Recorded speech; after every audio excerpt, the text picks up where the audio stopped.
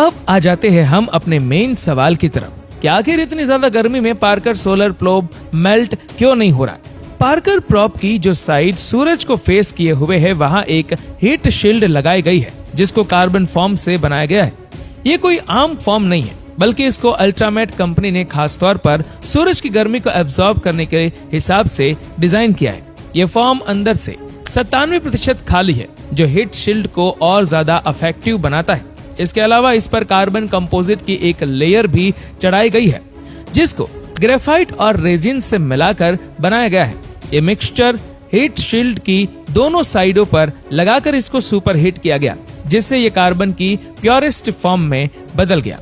और अब हम सब जानते हैं कि कार्बन की हीट कंडक्टिविटी बहुत अच्छी होती है और आखिर में इस हीट शील्ड की वो साइड जो सूरज की तरफ है उस पर व्हाइट सिरामिक पेंट भी किया गया ताकि सूरज की ज्यादातर रोशनी अंदर दाखिल होने से पहले ही रिफ्लेक्ट हो जाए।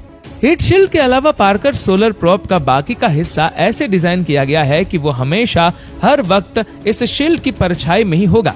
पर इन सब चीजों के बाद भी पार्कर प्रोब ज्यादा से ज्यादा 2500 डिग्री सेल्सियस की गर्मी ही बर्दाश्त कर सकता है, जबकि कोरोना का टेम्परेचर 5 लाख डिग्री सेल्सियस है। अब ये इतनी गर्मी कैसे बर्दाश्त कर रहा है ये समझना भी काफी आसान है।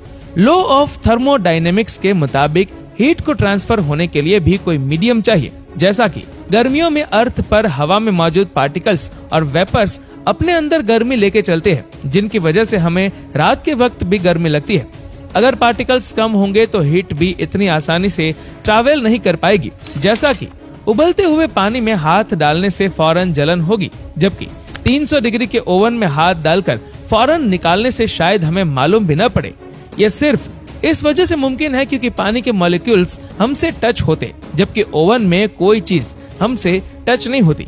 एक्सपर्ट्स का कहना है कि पार्कर सोलर प्रोब की हीट शील्ड पर 1200 डिग्री सेल्सियस होता है, जबकि उसका पिछला हिस्सा जहां सूरज की रोशनी नहीं लगती वहां टेम्परेचर माइनस में होता है क्योंकि वहां कोई पार्टिकल्स नहीं है जो हीट को ट्रांसफर कर सके।